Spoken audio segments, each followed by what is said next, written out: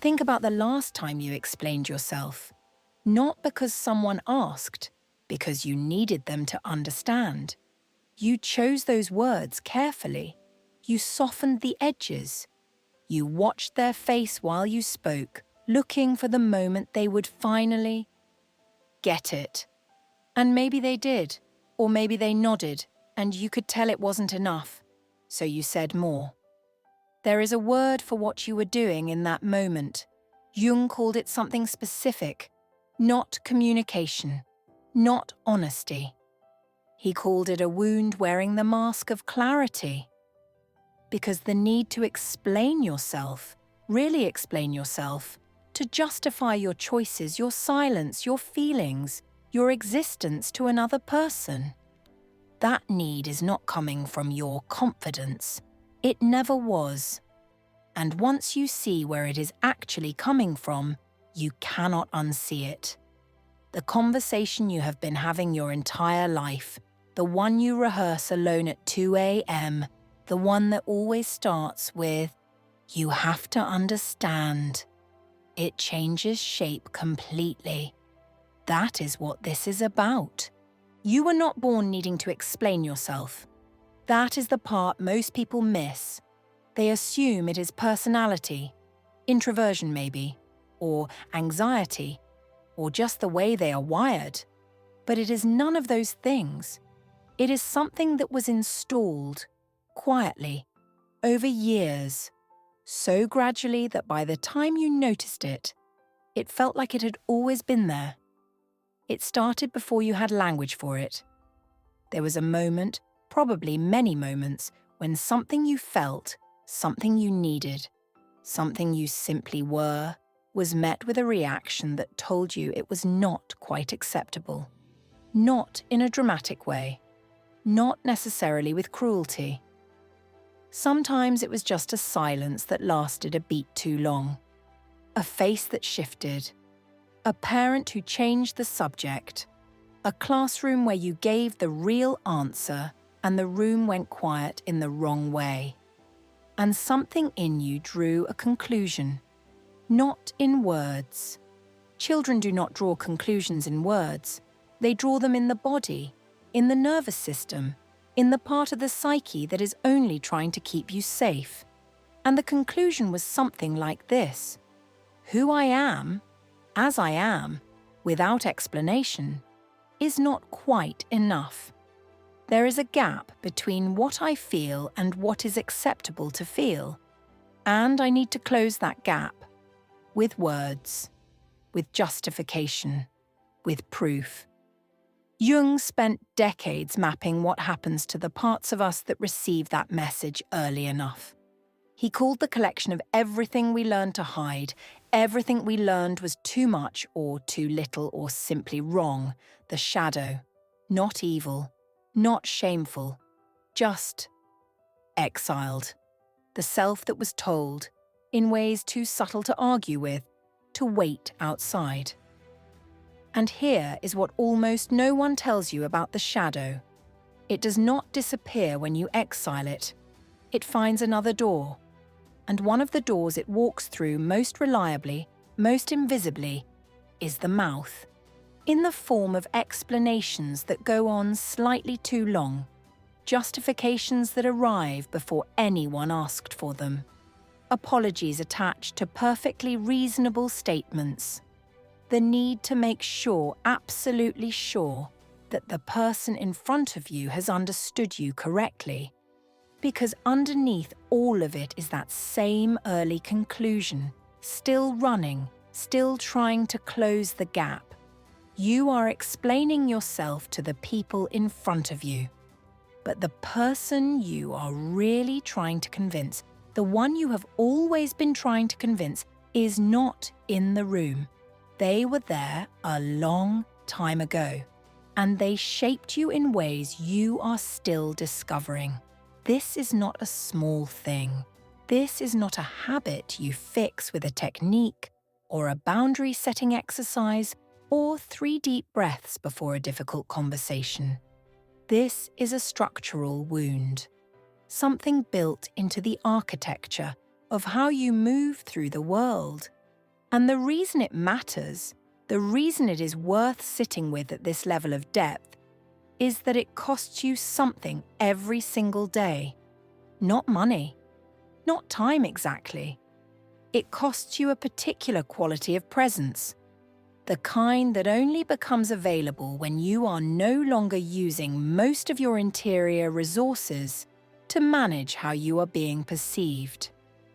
Think about what it takes, energetically, to constantly monitor whether you are being understood, to track the other person's face while you are speaking, to edit yourself in real time, to replay conversations afterward, checking for the moment things went slightly wrong, to prepare in advance the explanation you will give if someone questions your choice. That is not a small overhead. That is most of the day. And somewhere in the middle of all that monitoring, something essential goes very quiet. Your own signal. What you actually think. What you actually want. What you would do and say and be if the gap did not need closing. Jung had a word for that signal too. He called it the self, with a capital S. Not the ego, not the persona, not the version of you that learned to perform acceptability. The deeper organizing principle, the thing that was there before the wound and is still there underneath it, waiting. The tragedy is not that the wound exists. Almost everyone carries some version of it. The tragedy is that we spend so much energy managing the symptom, the explaining, the justifying, the softening, that we never get quiet enough to hear what the wound is actually asking for. And what it is asking for is not to be understood by someone else. That is the thing. That is the thing that changes everything once you really see it. We will get there. But first, we need to go one layer deeper into what this actually looks like in a life. Because the explaining does not only happen in difficult conversations, it happens in the quiet ones too. And sometimes, it happens in silence. There is a version of explaining yourself that never makes a sound. You already know it. It is the version that happens entirely inside you, in the running commentary that follows you through the day. The one that constructs arguments for choices no one has questioned yet. That rehearses what you will say if someone asks why you left, why you stayed, why you made that decision, why you are the way you are. No one is asking, but the trial is already in session. Jung observed something uncomfortable about the psyche. He noticed that we do not only perform for other people. We perform for an internal audience, a gallery of figures we have internalized over years, the critical parent, the disappointed teacher, the friend who once said something small that lodged itself like a splinter, the culture that told you certain feelings were indulgent, certain needs were weak, certain versions of you were simply too much. We carry them all. And we explain ourselves to all of them, constantly, without realizing that is what we are doing. This is what makes the habit so difficult to see, because it does not feel like fear. It feels like conscientiousness.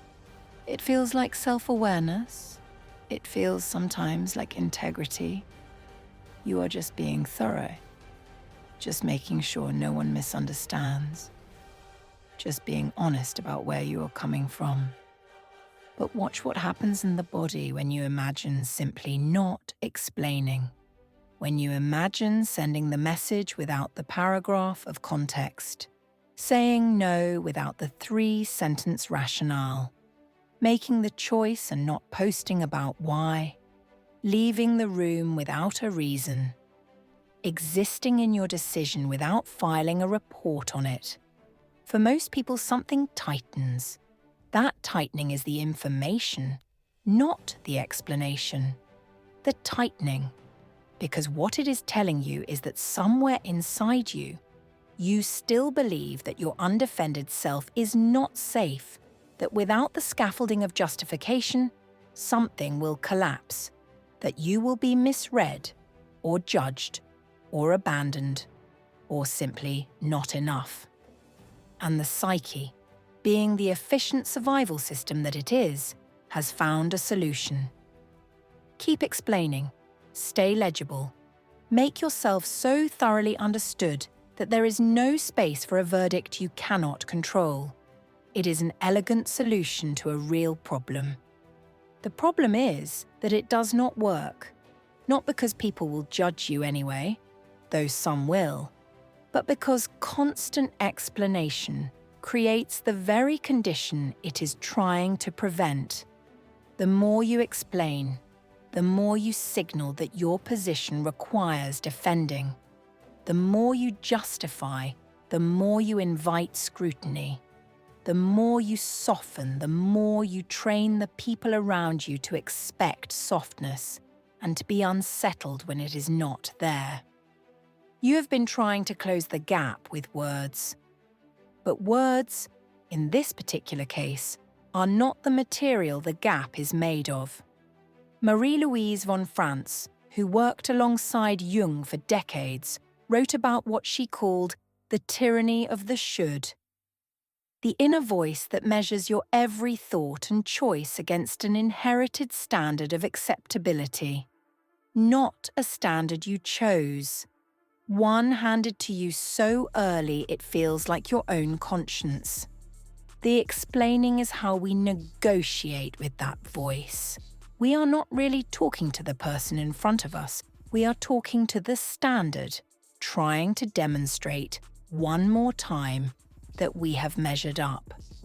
But the standard was built by people managing their own wounds. It was handed to you already distorted by their unresolved negotiations with acceptability. You have been defending yourself before a court that was never fully legitimate. The exhaustion you feel after conversations where you tried very hard to be understood and still left feeling vaguely unresolved, that is the cost of that defense. It accumulates. Year after year, the slow bleed of energy spent on a gap that cannot be closed from the outside. Because the gap was never really about them. Not the parent, not the partner, not the colleague who raised an eyebrow. They were just the surface, just the place where something older made itself visible. The gap is between you and yourself, between the self that learned to explain and the self that existed before it knew it needed to. That distance is what we are actually talking about. Not how to be more confident in conversations, not how to stop over-apologizing, though those things may follow. We are talking about what it costs to live at a distance from yourself, and what becomes possible when that distance begins to close. But before we get there, we need to look at something most people spend their lives carefully avoiding. The moment the explaining stops. What is actually waiting there? Because it is not what you think. Most people assume that if they stopped explaining themselves, something would go wrong. Relationships would fracture. People would misunderstand. Opportunities would close. They would be seen as cold, or arrogant, or simply difficult. The world, in other words, would react badly to the undefended version of them. And so they never test it. They carry the explaining like a precaution, the way you carry an umbrella on a day that probably will not rain, just in case.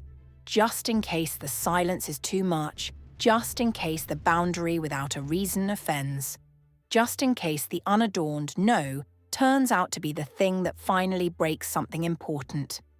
But here is what actually happens when people stop. Not in theory, in practice.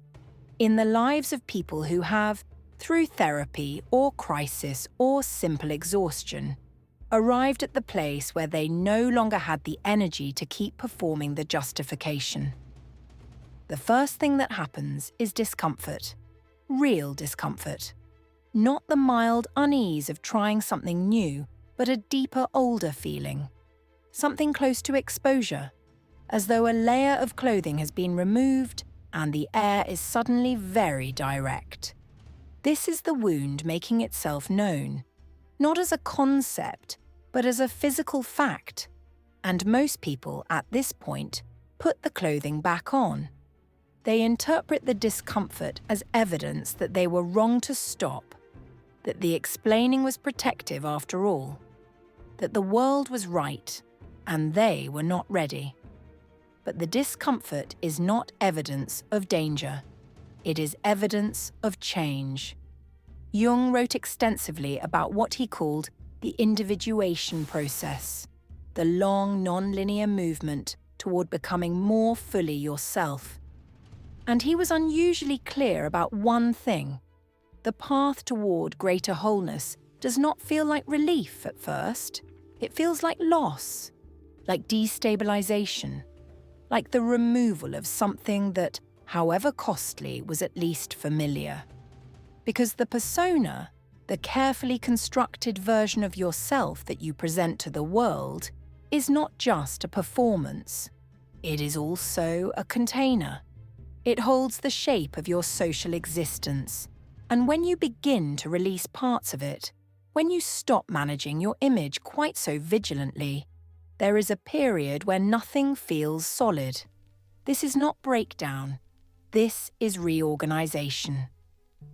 The second thing that happens for those who stay with the discomfort rather than retreating from it is quieter and more significant.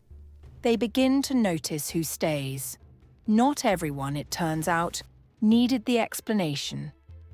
Some people, perhaps people who were never quite comfortable with how hard you were trying, relax when you stop. Something in the dynamic shifts. There is less performance, and therefore less demand for an audience. The conversation becomes, strangely, more real. And some people leave, or pull back, or become visibly unsettled. And this information, uncomfortable as it is also important. Because what it reveals is that some relationships were built not on who you are, but on who you were willing to be for them. Not on genuine contact, but on your willingness to remain legible, manageable, thoroughly explained. You were not in a relationship with them. You were in a performance with them. And the performance was costing you a quality of presence you cannot afford to keep losing. There is a concept in Jungian psychology that is rarely discussed outside academic circles, but that is directly relevant here. The concept of psychological energy, or libido, as Jung used the term, not in the narrow sense it is sometimes reduced to, but in the broader sense of psychic vitality. The energy that animates engagement, curiosity, creative thought, genuine connection. When a significant portion of that energy is consistently redirected toward image management, toward the work of staying legible and acceptable and thoroughly explained, it is not available for anything else. Not for the work that actually matters to you. Not for the relationships that could go deeper. Not for the part of you that is trying to think something new, feel something real, become something more than the version of yourself you have been performing. This is the real cost. Not the exhaustion, though that is real. Not the relationships built on the wrong foundation, though those matter. The real cost is the unlived interior. The thought you did not finish because you were rehearsing a conversation. The feeling you did not follow because it did not fit the explanation. The version of yourself that keeps waiting quietly at the edge of your attention for enough silence to finally speak. That version is not gone. It has not atrophied beyond reach, but it needs something specific from you, something more difficult than any explanation you have ever constructed. It needs you to stop talking, even to yourself. And that, it turns out, is where the real work begins. Here is the contradiction at the center of all of this. The very thing you are most afraid people will think if you stop explaining, that you are arrogant, indifferent, closed, too much, not enough, is already what a part of you believes about yourself. You are not explaining yourself to change their minds. You are explaining yourself to drown out your own. This is the part that requires real stillness to see, because it is not comfortable, and because the mind, being very good at protecting you from uncomfortable things, will immediately generate a rebuttal. It will tell you that you explain yourself because you value clarity, because you respect the other person enough to be thorough, because you have been misunderstood before and the consequences were real. All of that may be true, and it may also be true that underneath the clarity, underneath the respect, underneath the entirely legitimate history of being misunderstood, there is a voice, quiet, persistent, and very old, that says you are not quite right as you are, that your instincts are slightly off, that your needs are slightly too large, that the version of you that exists without explanation is the version that, if seen clearly, would finally confirm what you have suspected for a long time. That you are too much, or not enough, or both, depending on the day. Jung had a name for that voice too. Not the shadow exactly, though it lives in the same neighborhood. He wrote about what he called the negative animus in women, and the analogous structures in men, the internalized critic that speaks in the cadence of authority. That does not shout. That does not need to. That simply narrates, in the tone of plain fact, the verdict on your adequacy. And the explaining is, among other things, an argument with that narrator. Every justification you offer to the person in front of you is also, simultaneously, a counter-argument to the voice inside you that already decided the case. You are not just defending yourself to them. You are trying to talk yourself out of your own self-doubt by making the doubt visible and then defeating it, publicly, in real time. It is exhausting because it never works. The voice does not update based on evidence. That is not how it operates. You can win every argument, be understood by everyone, never once be misread or dismissed or abandoned, and the voice will still be there at 2 a.m., reviewing the day, finding the moment you were slightly wrong. Because the voice is not responding to external events. It is responding to something internal that has not yet been addressed directly. This is where Jung's understanding of the psyche becomes genuinely useful, not as philosophy, not as interesting framework, but as a practical map of what is actually happening inside you. The negative inner voice in analytical psychology is understood not as the truth about you, but as a complex, a cluster of emotionally charged material that formed around early experiences of inadequacy, rejection, or conditional acceptance. It has its own logic, its own triggers, its own momentum, and crucially, it cannot be argued out of existence. It can only be met, seen, held with something other than either identification or combat. Most people do one of two things with this voice. They believe it and arrange their lives around managing the wound it describes. Or they fight it, which requires enormous energy and produces, at best, a temporary truce. The third option, the one that actually changes something, is the one almost no one attempts. You turn toward it, not to fix it, not to defeat it, not to finally produce the argument that will silence it, but to understand what it is carrying, what it was trying to protect you from once, in a context where the threat was real, what it has been holding that you have not yet been willing to hold yourself. This is not a comfortable process. It is not quick, and it cannot be done through explanation. That is the deepest irony in all of this. The wound that drives the explaining cannot be healed by explaining. It can only be reached through the thing the explaining has been preventing. Silence, presence. The willingness to sit with yourself without immediately converting the experience into language, into narrative, into a version of events that someone else can follow and assess and hopefully approve. The explaining has been a way of staying just above the surface of yourself, fluent, legible, always mid-sentence. What is underneath the sentence is what we need to look at now, and it is not what the voice has been telling you it is. What is underneath is not emptiness. That is what most people fear when they imagine the silence on the other side of the explaining. That if they stopped filling the space with justification, with narrative, with the careful architecture of being understood, there would be nothing there. That the explaining has been, all along, the only thing holding a self together.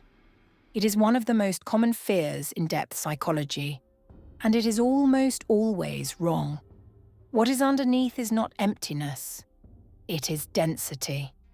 A quality of interior life that has been there the entire time, waiting with a patience that is almost unsettling because it was never going anywhere. It simply could not be heard over the noise of the performance. Jung called the deepest layer of this the self. Not the self you manage, not the self you present, not the self you explain. The self with a capital S. The organizing center of the psyche. The thing that has been quietly directing the current of your life, even when, especially when, you were too busy explaining your choices to notice what was actually pulling you. It does not speak in arguments. It speaks in the language that explanation was designed to override. In images, in the body, in the sudden clarity that arrives not when you are mid-conversation, but when you are in the bath, or walking, or in the strange liminal space between waking and sleep. You have felt it. That moment when something in you simply knew, before the mind arrived with its caveats, before the voice began its commentary, before you started calculating how to explain it to someone else. A moment of pure, unmediated signal. That is what has been waiting underneath the explaining. Not an answer, not a solution, not a better version of the argument, just the signal. Yours. Unfiltered. The alchemists, whose symbolic language Jung spent decades decoding, had a name for what happens when you stop trying to force transformation and allow it to proceed at its own pace. They called it the solutio, the dissolving, the stage in which the solid structures, the hardened patterns, the calcified ways of being return to a liquid state. Not destruction, preparation, because nothing new can form in a container that is already full. The explaining fills the container. Every justification, every preemptive defense, every softened truth takes up space. The kind that, when cleared, allows something to move that has been waiting to move for a very long time. This is not about becoming silent as a strategy, not about withholding explanation as a power move, which is a misreading of this territory that certain corners of the internet have turned into something hollow. You have probably encountered that version. The cultivated mystery. The deliberate inscrutability dressed as depth. That is not what we are talking about. What we are talking about is something that cannot be performed. The genuine arrival at a place where you no longer need the external verdict to know that your inner experience is real. Where the gap, the one that has been driving the explaining since before you had words for it, begins to close, not because someone finally understood you, but because you finally did. This is what Jung meant when he wrote about the union of opposites, the reconciliation of the part of you that learned to perform acceptability and the part of you that was exiled in order to make that performance possible. Not the defeat of one by the other, the integration of both. It requires the willingness to be, for a period, genuinely misunderstood, not as punishment, as passage, because the people who know you most fully did not arrive at that knowing through your explanations. They arrived through the moments when the explaining stopped, when something unguarded showed itself, when you were too tired or too moved or simply too present to manage the image. Those moments are not accidents. They are what becomes possible when the container is no longer full. And there is something else that becomes possible, something quieter than connection and more fundamental. The capacity to be alone with yourself without it feeling like a problem to be solved. Most people who over-explain are also people who find it difficult to be alone without filling the space, with screens, with noise, with internal rehearsal of conversations yet to come, because it is in that aloneness that the voice gets loudest, but it is also where it can finally be heard clearly enough to be understood, not believed, not obeyed, understood. And that distinction between hearing a voice and being governed by it is the beginning of something that does not have a simple name. Something that looks, from the outside, like confidence, or ease, or the particular quality of presence that belongs to people who have nothing left to prove.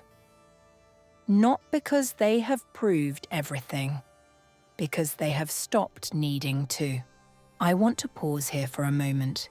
If you have stayed with this until now, through everything we have moved through together, the wound, the internal court, the voice that never updates on evidence, the container that has been full for so long, you forgot what it felt like empty. Then you already know that this is not the kind of content that asks very little of you. This channel exists for people who are willing to go to the uncomfortable places. Not because discomfort is the point, but because the things that actually matter are usually located slightly past the edge of what is easy to sit with.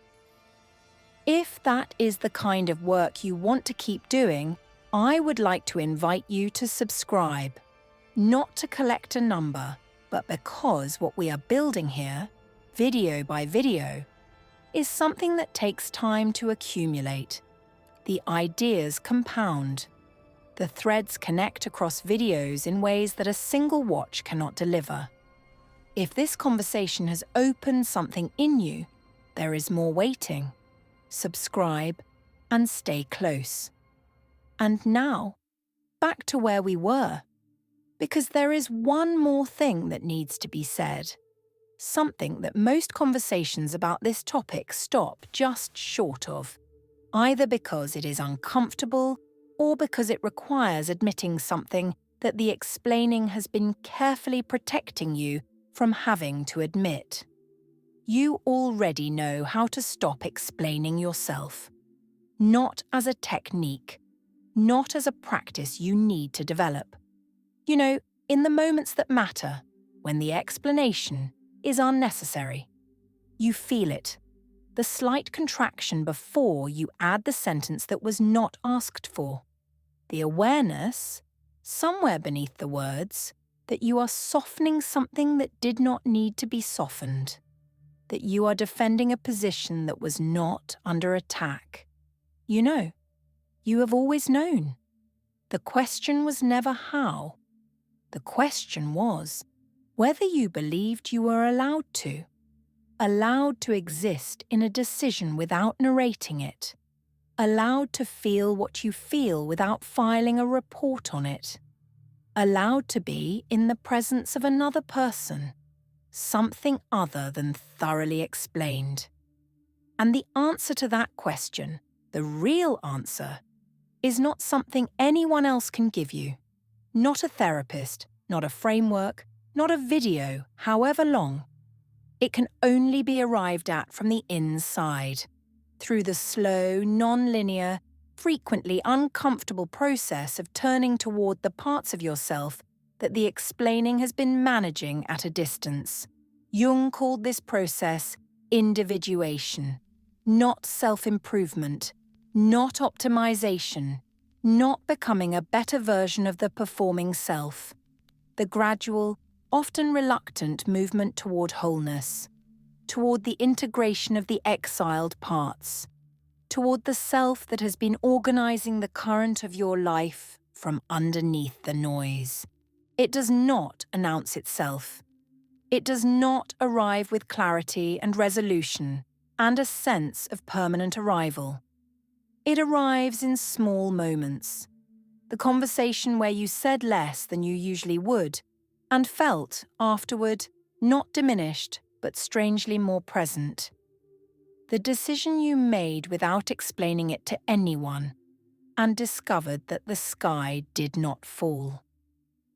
The morning you woke up and realized that the voice had been quieter than usual, not because you had argued it into silence, but because something in you had simply stopped giving it all of your attention.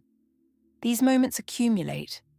Slowly, then faster, and something begins to shift in the texture of your daily life. Not dramatically, not in the way transformation is usually sold, but in the way that is actually real, the way that happens in the body before it happens in language. A quality of ease that is not the same as happiness, not the same as confidence, not the same as having resolved anything in particular. Just the ease of someone who is no longer spending most of their interior resources on a gap that was never going to be closed from the outside. The relationships that remain after that shift are different. Smaller sometimes, in number, but with a quality of contact that the performed version of you could never quite reach because it was always slightly too busy managing the image to actually arrive. The work that becomes possible is different, not because you have more time, though you may, but because the part of you that was perpetually mid-explanation is now available for something else. For the thought that requires following past the point where it becomes difficult to articulate, for the creative act that cannot survive the need for immediate comprehension, for the kind of attention that is only possible when you are not simultaneously composing the version of yourself you will present afterward. This is not a small thing. This is, in many ways, the whole thing. And we are almost at the end of it. But there is one final movement left, the one that closes the loop we opened at the very beginning, the one that answers, not with an argument, but with something quieter. What does it actually feel like when it stops? There is a moment, and you will know it when it arrives, not because it is dramatic, but because it is quiet in a way that is unfamiliar. You are in a conversation. Someone says something that, 6 months ago, would have triggered the entire machinery.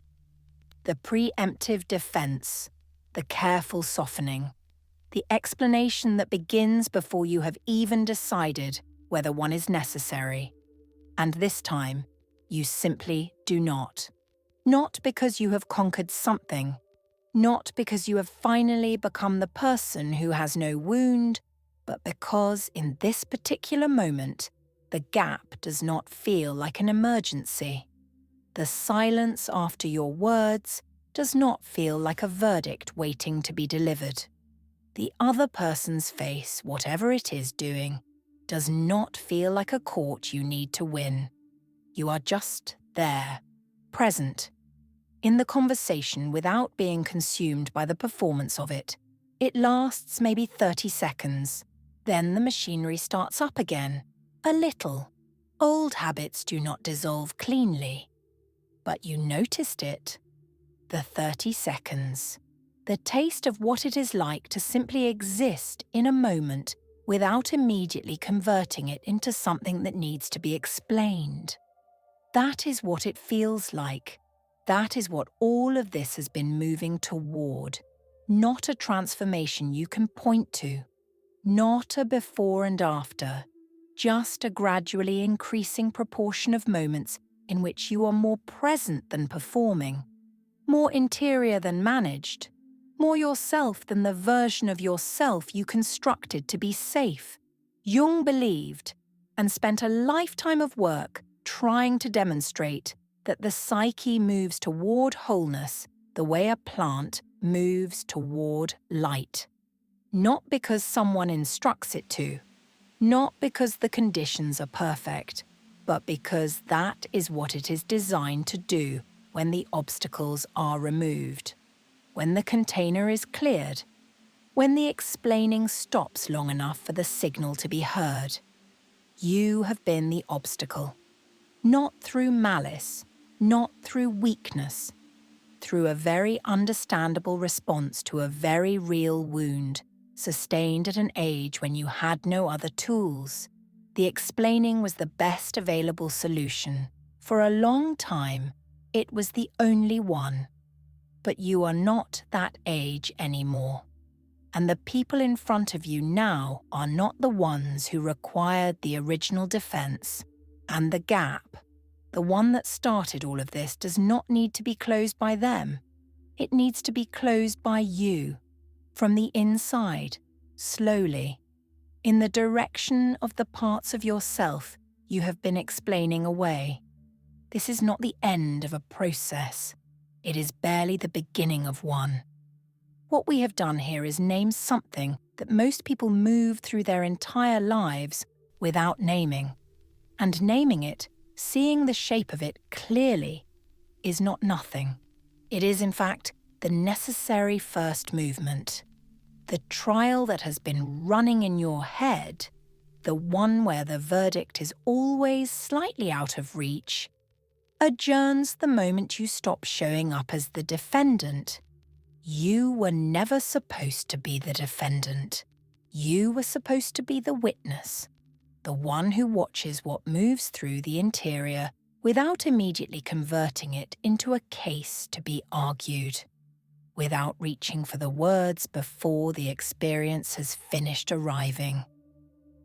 The Hermetic tradition, one of the oldest bodies of thought about the nature of mind and reality, held a principle that has been expressed in many forms across many centuries, that the work of consciousness is not to explain the world, but to know it from the inside, to be, in the deepest sense, present to what is actually here, not what should be here, not what you can defend being here, what is actually, quietly, already here, underneath the explaining, underneath the performance, underneath the wound that started it, and the voice that sustained it, and the years of energy spent on a gap that was always waiting to be closed from a direction you had not yet tried.